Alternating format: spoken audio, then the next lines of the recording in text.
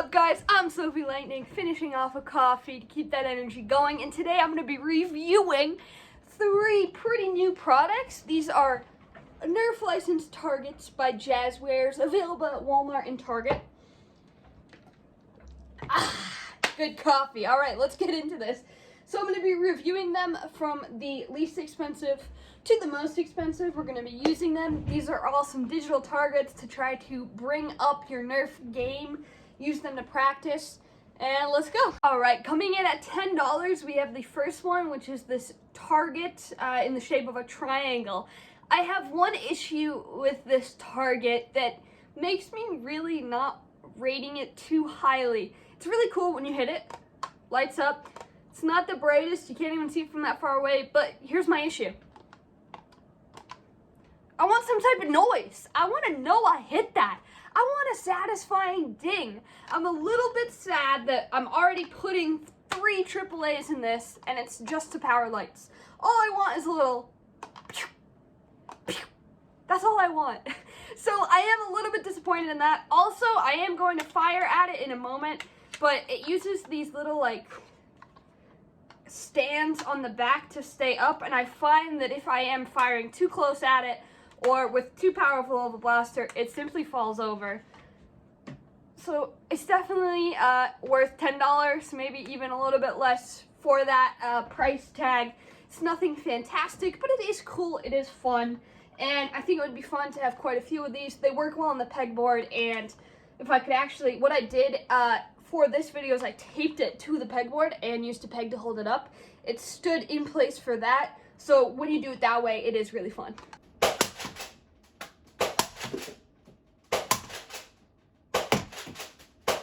Next up, coming in at $20, is the Nerf Elite Digital Target. This one is cool. It's actually like the Bullseye Digital Target is the official name. First of all, we got lights, we got sounds, and we have multiple game modes, which is something that is really, really cool. My favorite mode is the first game mode, in which you get 7 shots. It just keeps track of how many you hit, like that, and then it blinks, and it makes a noise when you hit it. It's the little things like that that really get me excited about this, but it is a lot of fun, especially with the different game modes, because you can actually challenge yourself a little bit. See how many points you can get in those 7 shots. It's not a timed, but rather you get X amount of shots. There's actually 3 game modes on this one. As I said, one is my favorite. They can also all be played 2-player.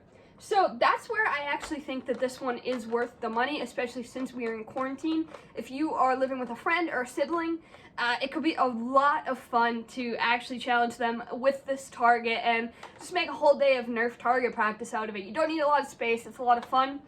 Also, the stand on this one is actually great. Not only can you adjust it so that it can lean at different angles, but it doesn't fall over, which is fantastic. Unlike that one.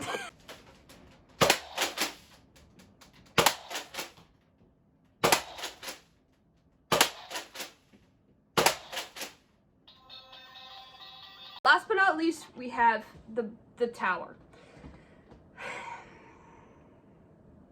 Okay, that was a long pause. I'm sorry. I'm not a huge fan of this one. Conceptually, it's super, super cool. I love the idea behind it. So for those of you that don't know, essentially game mode 1, which is once again my preferred game mode, you hit each target. And then once you hit each target, you have 10 seconds to hit this top bullseye. You also only have 1 minute to hit all 6 targets and the bullseye to get the ultimate high score. Of course, you don't need to do that to complete it. It will keep your score regardless. It's actually a lot of fun. It's really challenging. It's definitely the most difficult out of the other targets. This one's, you know, it's hard to get the bullseye, but other than that, it's not that interesting. This one's fun. You shoot it, they actually go back. Once you get all of them back, it makes a big loud noise, as you will see in this video, and you shoot the bullseye. It's really cool. It just doesn't always work. that's where my issue comes in. Once again, I do think that it's a great idea, and it does work enough of the time to still make it a fun toy, but even I found myself getting frustrated. A lot of the times, even using a powerful rival blaster, I would hit said target, and I will even turn this on so that you guys can see exactly what I'm talking about. So when you hit a target, it makes this noise. That little poof. But a lot of times, I would hit it with a dart, it would go all the way back, and it wouldn't make that noise.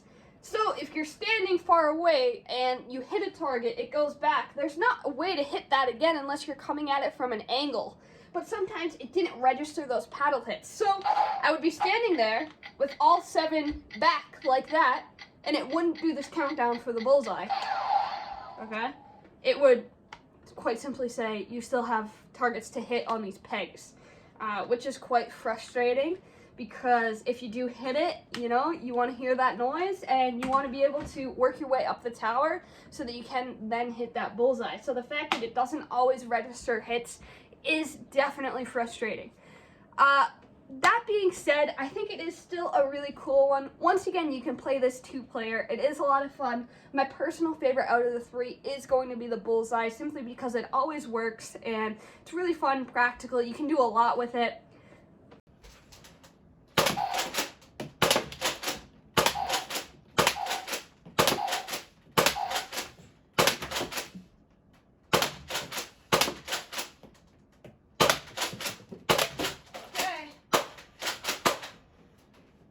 As always, thank you guys so much for watching. 2 videos every week. You know I'm staying on top of that. Hit that subscribe button if you haven't already. And I thank you guys so much. Once again, my top pick out of these 3 is going to be the bullseye.